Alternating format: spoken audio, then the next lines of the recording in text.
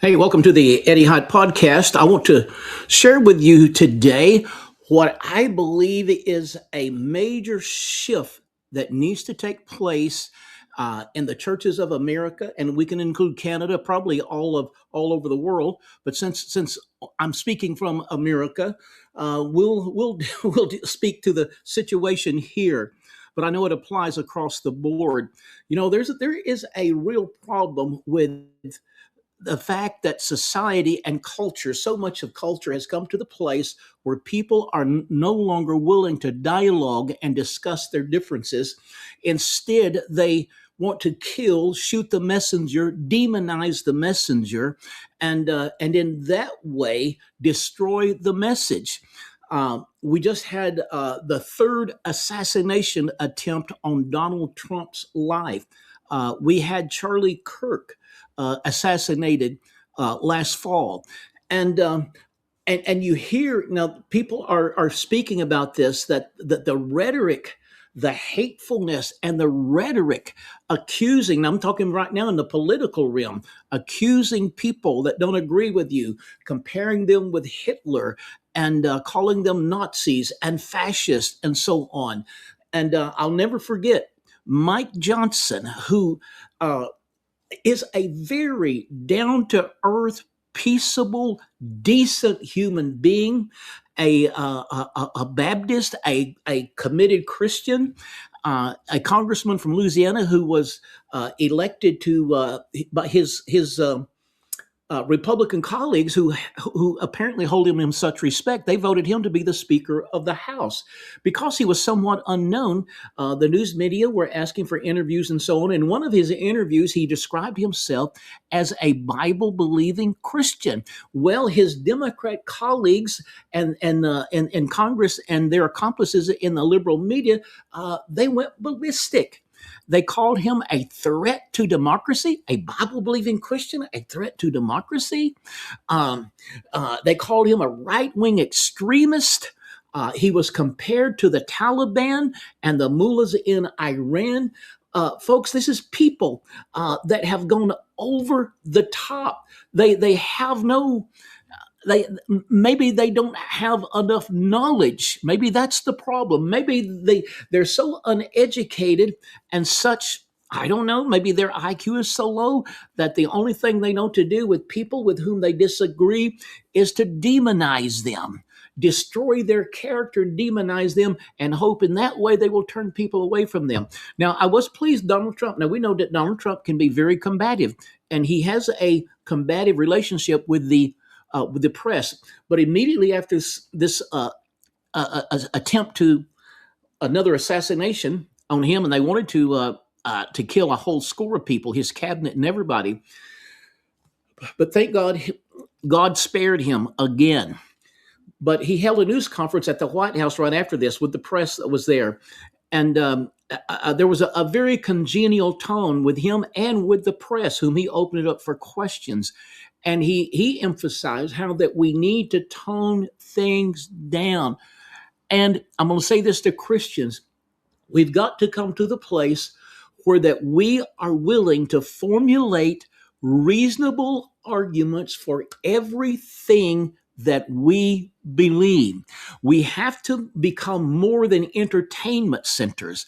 We have to become centers where we are teaching people how to think and teach people how to articulate and communicate a Christian worldview, and how to present a reasonable argument for what we believe. This is so very important.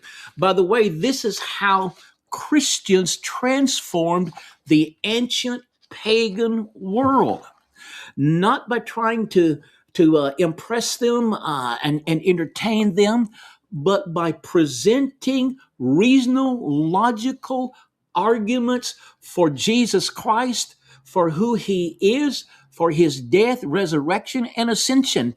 And they transformed the pagan world with reasonable arguments and dialoguing with people. Let me give you an example. By the way, this is what Charlie Kirk did. We know it's effective. We have had a modern example of it.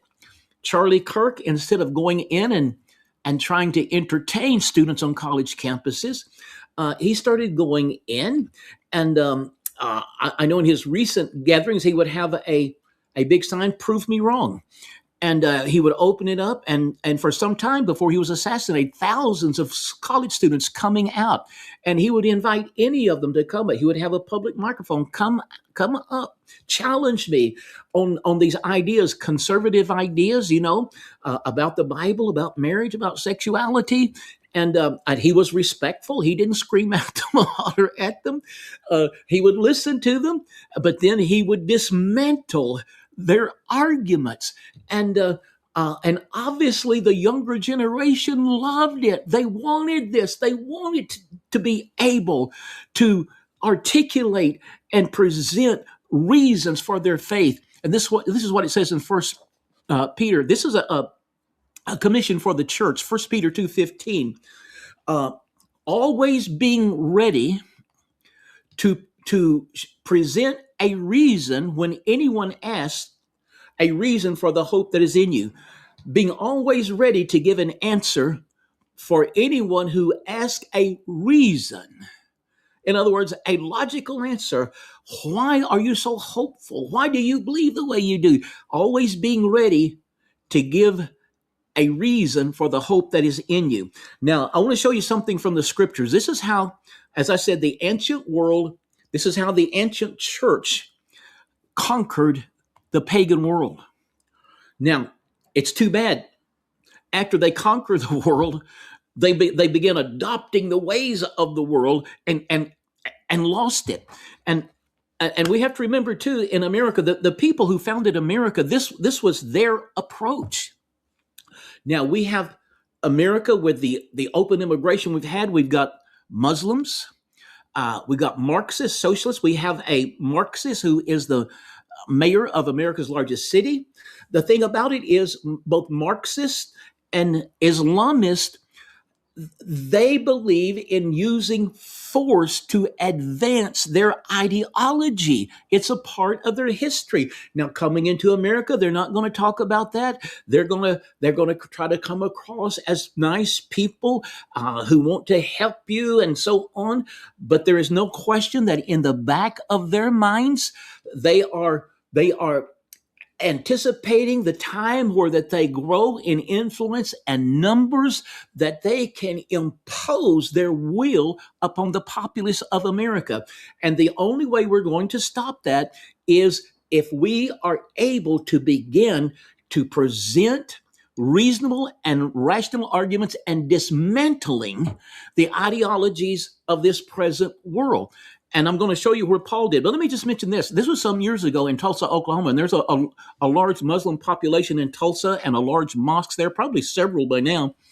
But I went into a Kinko's, a copy center, to make some copies, and they had self-service copy machines. So I went to one, and there was a stack of paper there. And when I looked at it, obviously some Muslim was there making copies, flyers that they were going to hand out probably at the mosque and so on. And they left some behind, and I was astounded. I picked it up and read it, and they stated, they had a very, very beautiful presentation, and they said, our goal is to make Tulsa a Muslim city and America a Muslim nation. So, my friends, we need, now that is not the Christian approach. Christianity, New Testament Christianity does not use physical force or political force or the governmental force. We use the force of the power of the message. There's an inherent power in the message. Now, let me just read to you what it says about Paul and what Paul wrote in 2 Corinthians 10, 4 through 5. We may have to take 2 sessions on this, but bear with me for a moment. In this approach, and we could call this spiritual warfare because that's what it is. It involves dismantling false belief systems, And this approach is delineated by Paul in 2 Corinthians 10, 4 through 5, where he says, for the weapons of our warfare are not carnal. In other words, they're not natural. They're not human-oriented.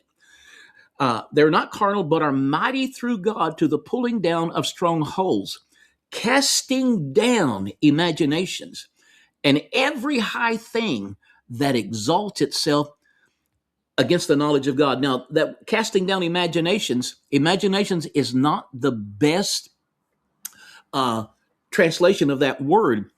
It is a word that refers to a way of thinking or a belief system. So Paul literally says, casting down belief systems. Now, I'm going to stop there for today, but I'm going to pick up right here tomorrow. So don't miss this. This is so important for the church today in America, Canada, Ireland, and around the world, wherever you, South Africa, wherever you're listening today. God bless you. I'll look forward to seeing you tomorrow.